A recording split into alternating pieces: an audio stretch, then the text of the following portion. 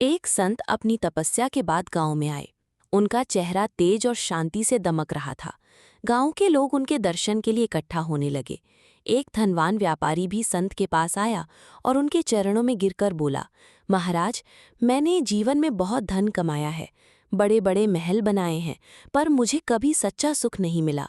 क्या आप मुझे बता सकते हैं कि सुख कहाँ मिलता है? संत ने व्यापारी की बात ध्यान से सुनी और मुस्कुराते हुए कहा, बेटा, सुख बाहर की वस्तुओं में नहीं बल्कि भीतर होता है। जब तक तुम्हारा मन शांत नहीं होगा तब तक तुम्हें सुख का अनुभव नहीं होगा। व्यापारी ने संत से प्रश्न किया, लेकिन महाराज, मन को शांत कैसे किया जाए? मेरा मन हमेशा व्यापार और धन के बारे में सोचता रहता है। संत ने एक पत्थर उठाया और व्यापारी के हाथ में देते हुए कहा, इस पत्थर को अपने पास रखो।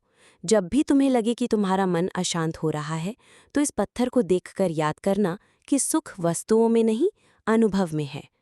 व्यापारी ने संत की बात मान ली और पत्थर को अपने पास रख लिया।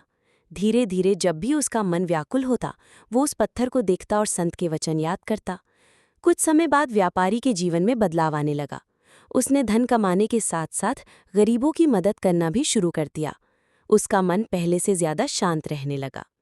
एक दिन व्यापारी संत के पास वापस आया और बोला, महाराज, आपके दिए गए इस पत्थर ने मेरा जीवन बदल दिया है। अब मुझे समझ में आ गया है कि सच्चा सुख दूसरों की सेवा करने और अपने मन को शांत रखने में है। संत ने व्यापारी को आशीर्वाद दिया और कहा, ये पत्थर तो बस एक